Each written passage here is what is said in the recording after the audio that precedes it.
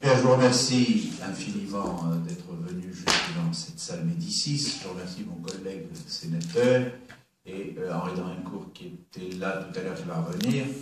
Je crois que d'autres sénateurs s'étaient inscrits pour venir. On va voir. Vous voyez qu'en ce moment, l'activité du Sénat est assez chargée et que, bon, c'est un peu la course-poursuite. Mais bon, revoilà Henri Drincourt. Lorsque Patrick Caram nous a demandé, après l'Assemblée nationale, si on accepterait de faire, avec Marisa, qui arrive, une audition sur les persécutions des chrétiens d'Orient, moi je lui ai tout de suite dit oui, d'abord parce que lorsque Patrick, au Conseil régional, m'avait demandé de signer la pétition motion, je l'ai signée tout de suite, dans la mesure où je suis bien conscient que, et je ne suis pas le seul, je salue l'arrivée de notre collègue Ocassia, moi je suis extrêmement préoccupé par un élément assez simple, la faible médiatisation de ce qui se passe. Je veux dire par là, évidemment, l'actualité va très vite, nous sommes inondés, je salue nos collègues qui arrivent, l'actualité va très vite, les chaînes d'infos sont ce qu'elles sont, on s'intéresse beaucoup aux actes de guerre, on s'intéresse beaucoup à un certain nombre de sujets politiques, mais c'est vrai que ce qui se passe pour les chrétiens d'Orient, ce qui se passe chez les Coptes, ce qui se passe en Syrie, ce qui se passe au Liban, ce qui se passe en Irak, passe un peu inaperçu parce que y a une échelle de médiatisation qui fait que on dit il y a 120 000 morts en Syrie, il y a des combats au Liban, il y a évidemment ce qui se passe en Égypte par rapport à l'armée, aux frères musulmans, et dans l'échelle, non pas des valeurs, mais dans l'échelle de la couverture médiatique, ce qui se passe pour les chrétiens passe au second plan. Alors il y a quand même, ici ou là, dans la presse, des reportages, des articles, des témoignages, et sur le coup, il y a l'insupportable qui apparaît, mais qui aussitôt, je ne dis pas disparaît, mais est noyé dans le reste.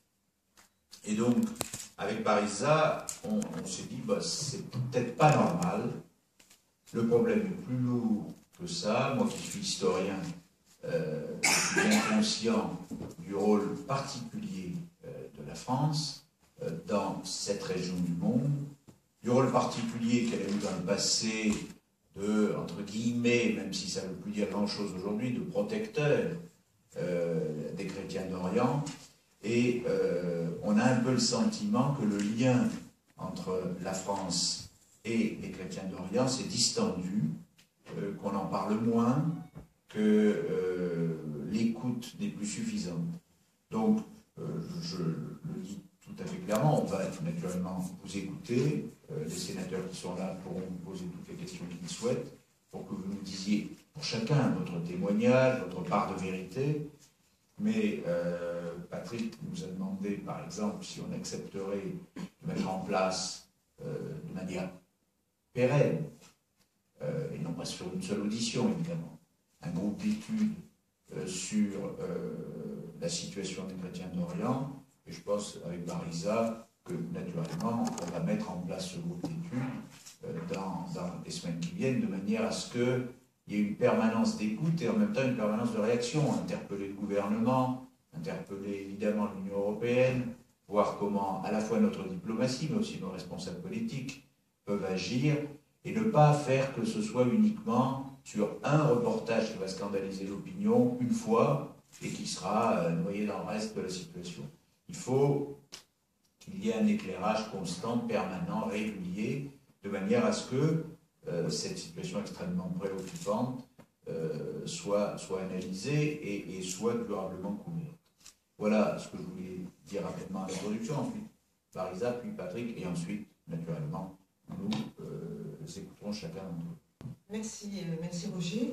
Bien, bonjour à tous. Hein. Je ne peux que souscrire au propos de Roger Carucci sur cette question. Et puis remercier aussi Patrick Aram qui est toujours à la pointe de combat contre les injustices, parce que ce n'est pas la première fois qu'il lance des pétitions. Il l'a fait à un moment pour les musulmans qui étaient en danger. Il le fait aussi pour les chrétiens. Donc c'est une hauteur de vue. Et quand il m'a appelé, j'ai dit à Patrick, évidemment. Évidemment. Évidemment, parce que, au risque de choquer certains qui sont très laïcs dans cette enceinte, si je le fais, c'est au nom de ma foi. Et au nom de ma foi musulmane. Comme certains émirs à Damas, qui a sauvé des milliers de chrétiens de Damas. L'islam est bafoué par ces gens qui commettent ces horreurs. L'islam en tant que foi, en tant que religion, est bafoué. Et ça, c'est insupportable pour des gens comme moi, c'est vrai, et beaucoup de musulmans.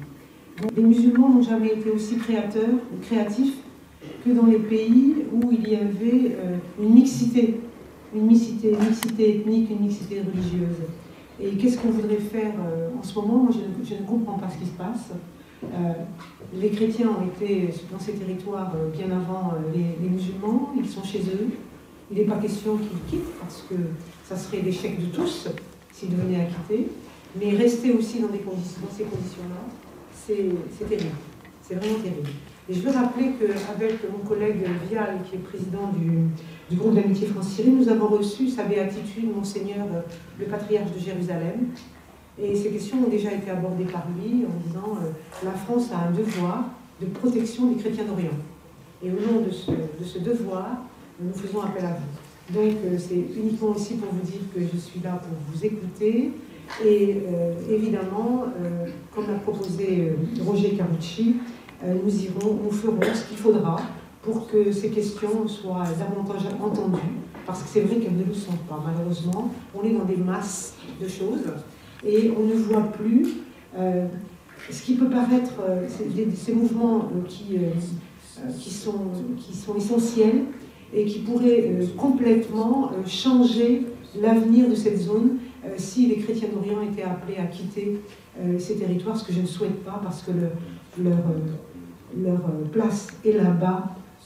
Et là-bas, c'est leur pays, que ce soit en Égypte, en Syrie, au Liban, c'est leur pays. Et il faut bien sûr pour ça que nous faisions tout pour arrêter cette guerre sordide en Syrie, qui est un des points focaux de ce qui se passe au Moyen-Orient en ce moment. Voilà.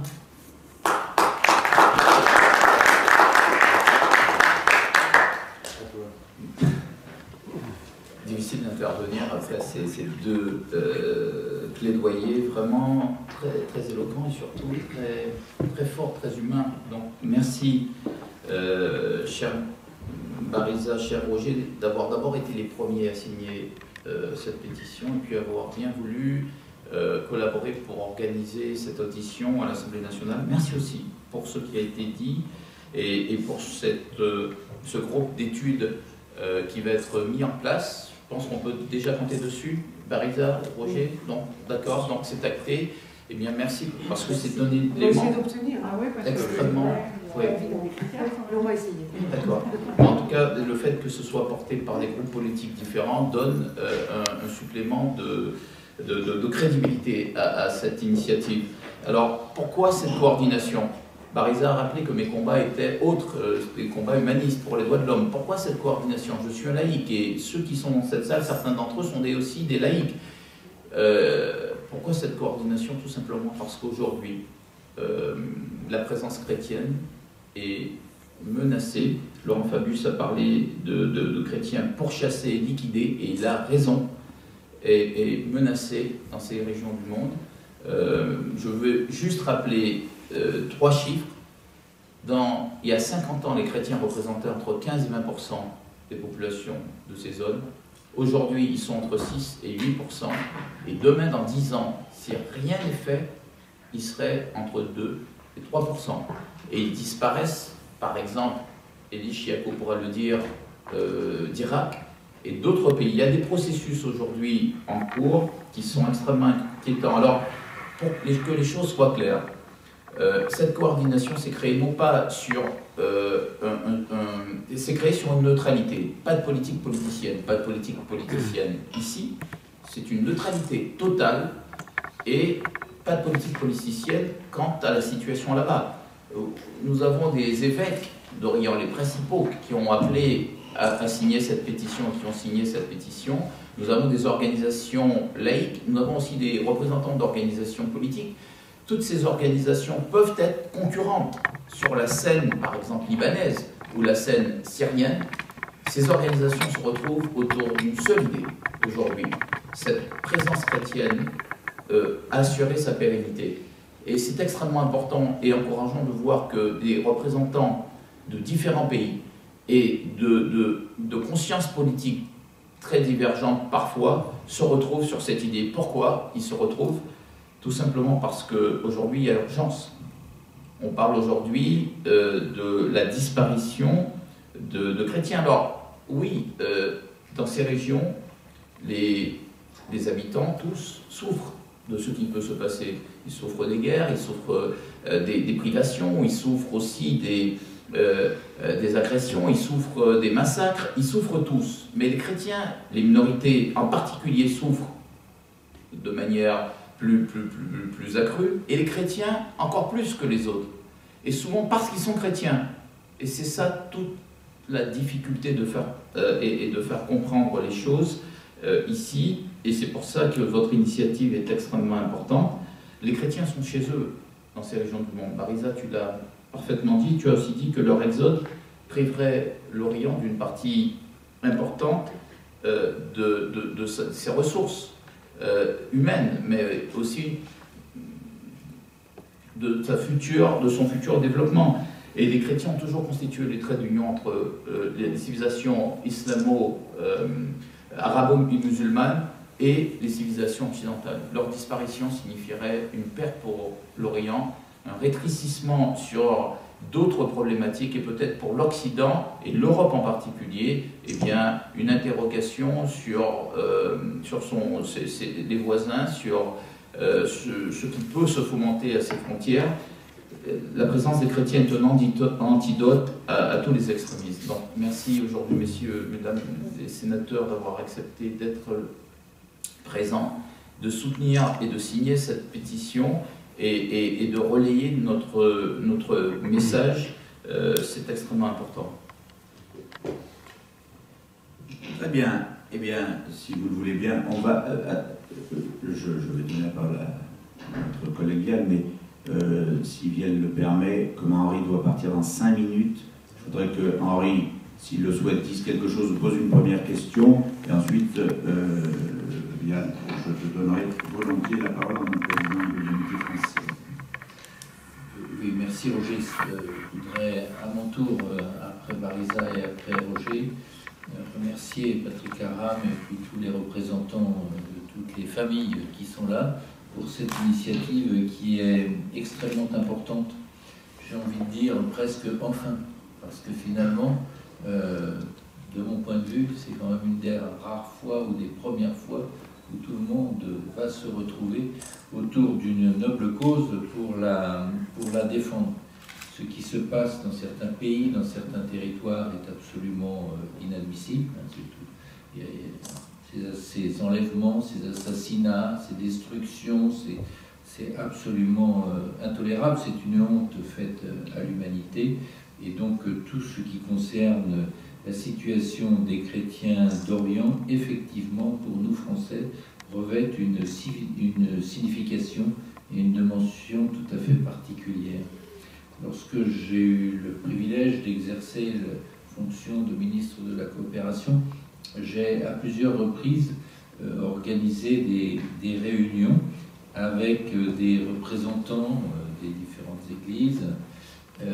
J'ai eu le privilège de recevoir les patriarches, et en particulier le patriarche de Damas, au mois de février-mars 2012, et il était venu m'expliquer la situation tragique dans laquelle effectivement se trouvaient un certain nombre de nos amis, et il m'avait demandé d'essayer de bien expliquer au président Nicolas de la République, Nicolas Sarkozy, quelle était la situation. Et je suis heureux de constater d'ailleurs qu'en ce domaine, la France ne parle que d'une seule voix, quelle que soit la majorité qui soit en place. C'est quand même rassurant par rapport à tout ce qu'on nous dit tous les jours dans les médias.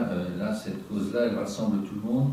Et donc, moi, je voudrais souscrire tout à fait, bien sûr, à la pétition, et puis à l'idée de créer un groupe d'études ici au Sénat, parce qu'il faut absolument qu'on essaye, dans le flot continu de toutes les informations qui se déversent chaque jour sur nous, de faire entendre la cause des chrétiens d'Orient, bien sûr pour eux-mêmes, mais au-delà de ça, c'est quand même, sans forcer le trait et sombrer dans la face, c'est quand même un véritable enjeu de civilisation.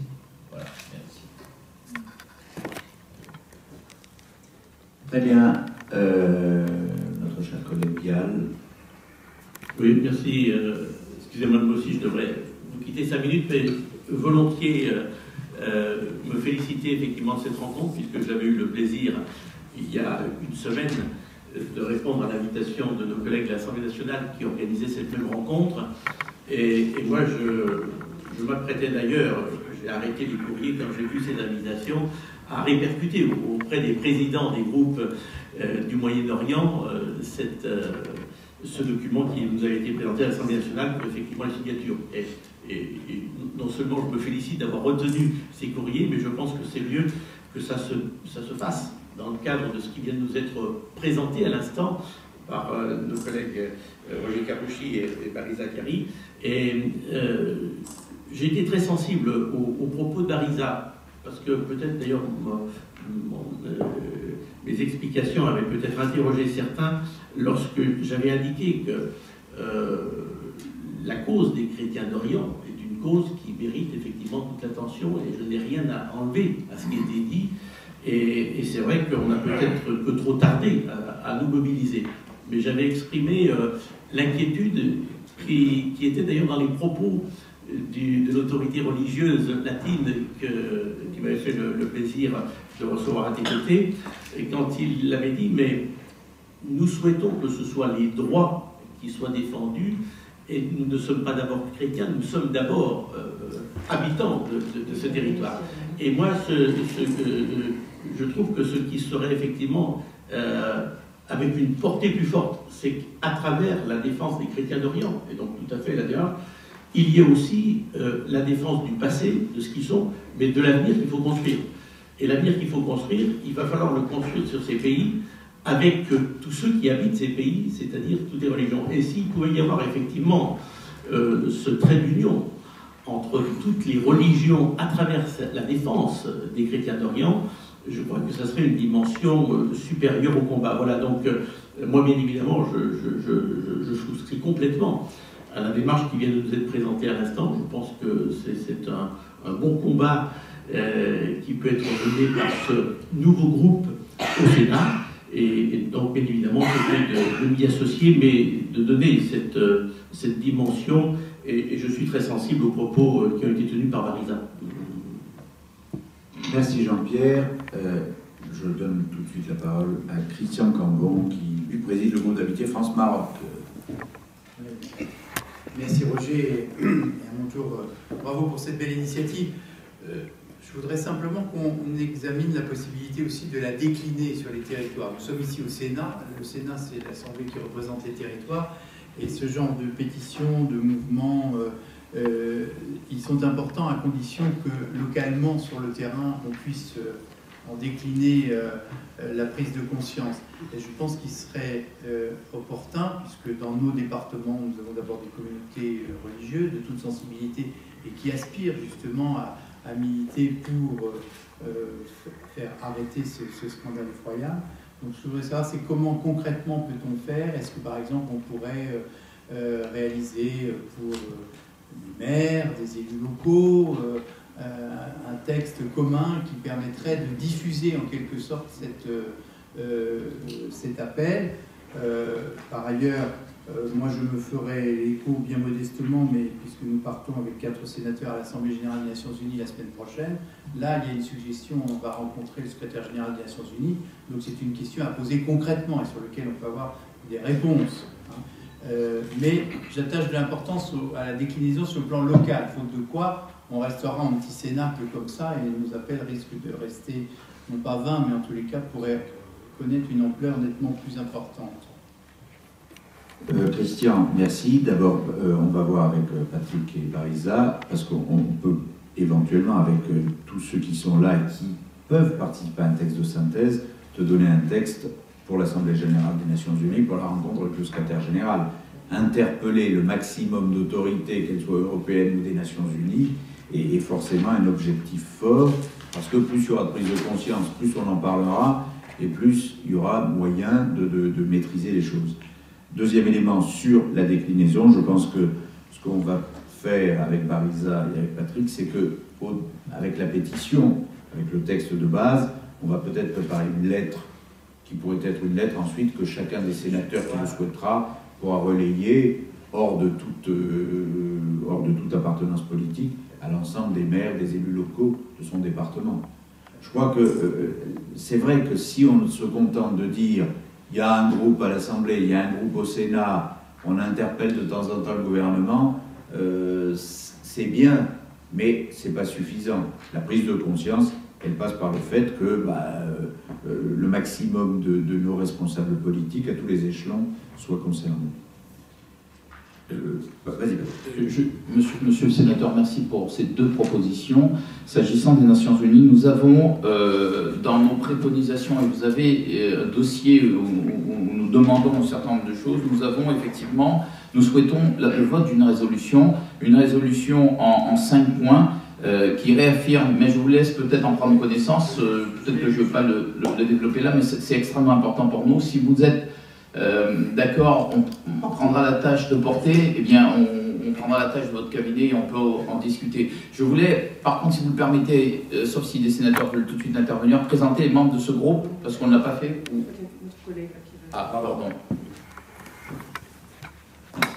Bon, je voulais féliciter Roger, vous Marisa, ainsi que vous, monsieur, pour cette initiative. Je crois que c'est quelque chose d'important. En ce qui me concerne, sénateur de Haute-Garonne, donc Toulouse, nous avons une colonie libanaise importante et beaucoup d'Égyptiens coptes qui sont là. Et donc, pour les contacts que je peux avoir avec eux, je pense que véritablement il faut se mobiliser. Et je crois que les propositions qui ont été formulées, sur lesquelles je vais parvenir, et notamment voir comment au niveau des territoires on peut agir, est une initiative très importante. Et puis, essayer de voir comment aussi, nous, au niveau du gouvernement et au niveau de l'ensemble des membres de ce gouvernement, on peut agir pour véritablement prendre des initiatives et faire des propositions constructives. Parce que les paroles, c'est très bien, mais il faut passer aux actes.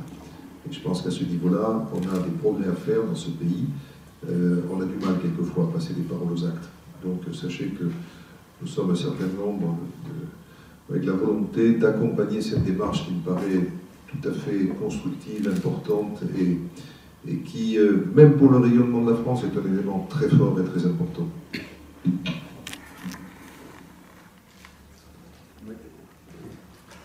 Merci, Monsieur le Président. Je voudrais présenter les membres du groupe. D'abord, Michel Varton, qui est directeur de l'ONG Organisation Portes Ouvertes, qui est la principale organisation d'aide aux chrétiens persécutés, une organisation protestante, chrétiens persécutés dans le monde.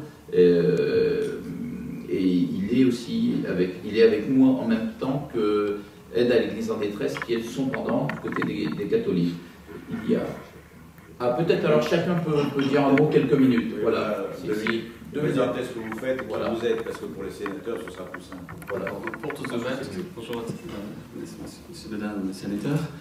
Portes Ouvertes, c'est donc une association protestante, d'origine protestante, qui existe depuis une soixantaine d'années, qui travaille actuellement dans 60 pays autour du monde, où les chrétiens manquent de liberté, où il y a la persécution de différentes façons contre l'Église. Donc, nous sommes représentés dans 15 pays autour du monde.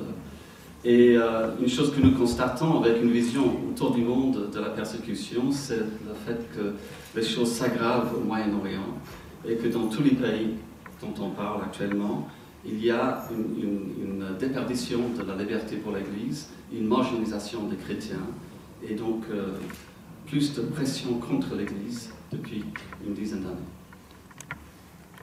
Merci.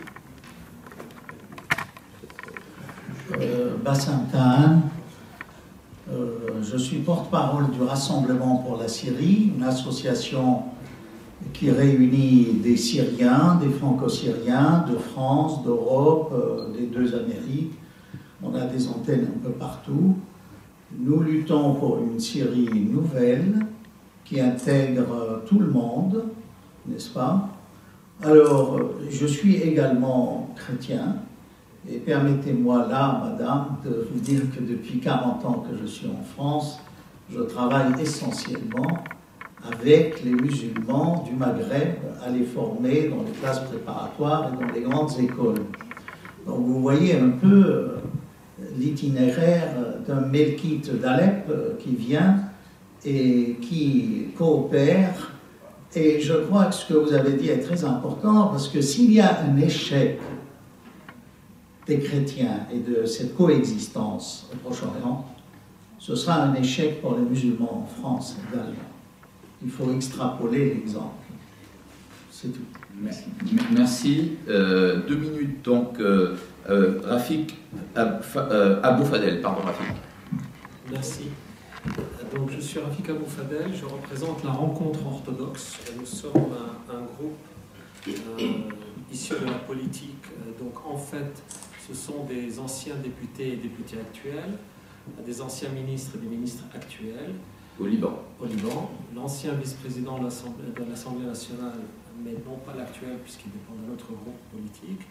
Nous avons aussi, aujourd'hui, la personnalité la plus importante de notre groupe est l'actuel vice-premier ministre du Liban, M. Mokbel.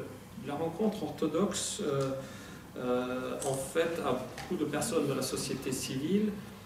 Nous sommes très proches des évêques de notre communauté, du patriarche, et nous militons pour une pluralité, le multiconfessionnalisme au Liban. Nous luttons aussi pour le respect de toutes les religions, quelles qu'elles soient. Nous en avons 18 au Liban. Et la rencontre orthodoxe a présenté dernièrement une nouvelle loi qui s'appelle la loi orthodoxe pour pouvoir élire un parlement encore plus proche de ses électeurs et qui représente, plus représentatif de la qualité des électeurs au Liban. Nous avons rejoint le groupe et à ce stade-là, je voulais juste vous présenter un mot de monsieur le vice-premier ministre libanais qui se réjouit de ce que vous faites, qui vous encourage et qui ne regarde que vers l'avant. Nous existons au Moyen-Orient depuis 2013 ans et ce n'est pas aujourd'hui qu'on arrêtera. Merci. Elias. Pas Elias, pardon. Eli Chiaco. Et après, ce sera Elias.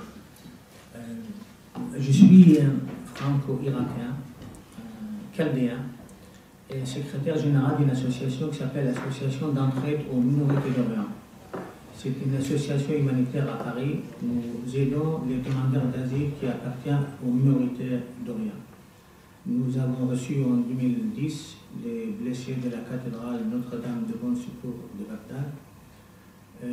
Nous suivons leur dossier à Paris et en même temps les 1500 réfugiés chrétiens irakiens à Paris.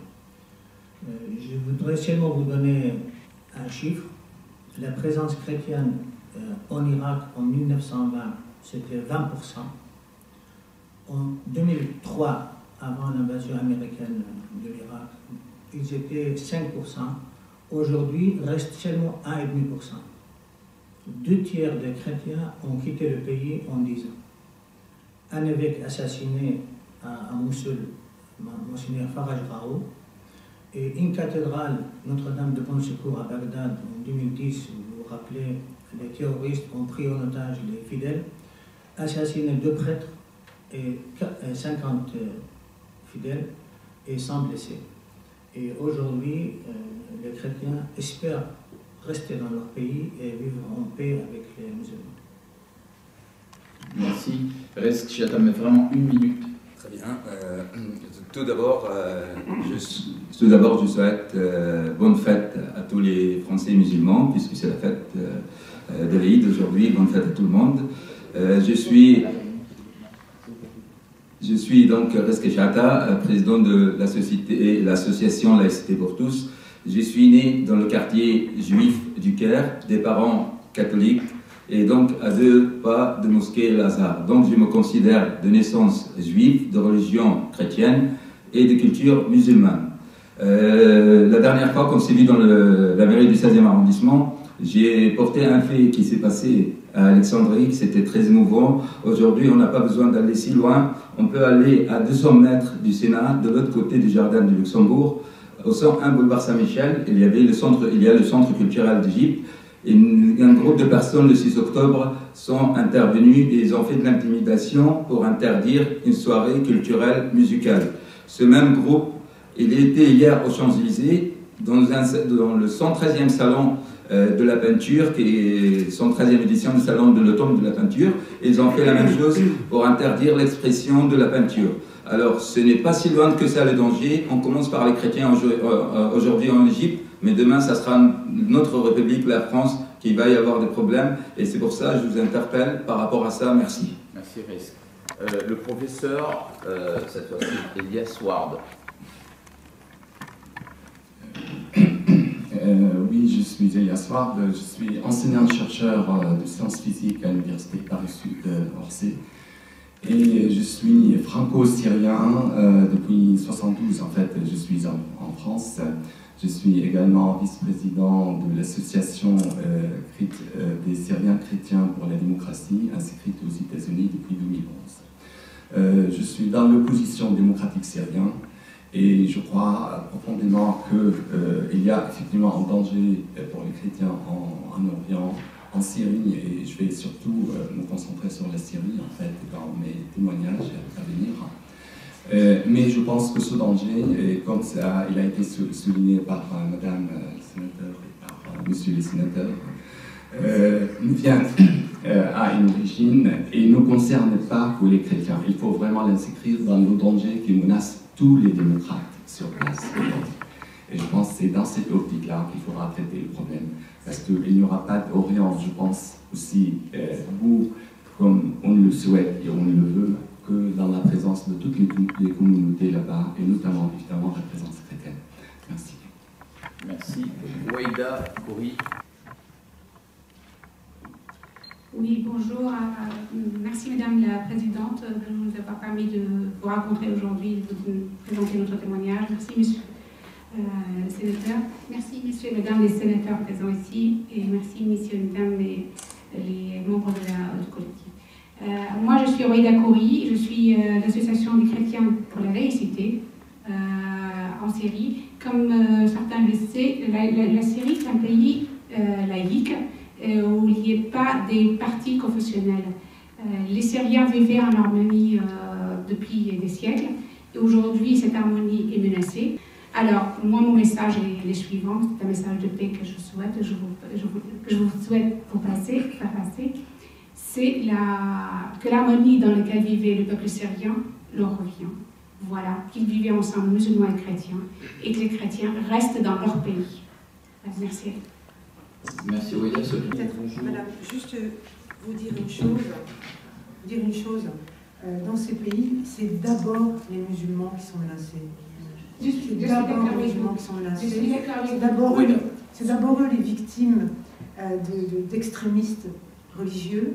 Et en protégeant les chrétiens d'Orient, en zoomant sur les chrétiens d'Orient, nous protégeons aussi tous ces démocrates qui sont musulmans, qui sont, beaucoup comme moi par exemple, farouchement laïcs et sereinement musulmans, et qui sont pour les droits de l'homme et pour la démocratie. Donc, c'est pas au nom de l'islam, c'est bien... Philippe Aratonian, en vraiment une minute. D'accord. Oui, Philippe Aratonian, bonjour. Je suis là donc au titre du collectif des Arméniens et des minorités de Syrie, parce qu'il y a aussi des Arméniens en Syrie, on n'en parle pas suffisamment et assez. Je représente aussi l'association Union franco-arménienne, pardon. Et nous avons donc constitué ce collectif par rapport à l'enlisement de ce conflit en Syrie, et la crainte d'une intervention militaire, très rapidement les choses, et dans le respect de la laïcité, encore une fois, parce que c'est des principes et des valeurs qui sont tout à fait universels et exportables. Voilà. Merci beaucoup.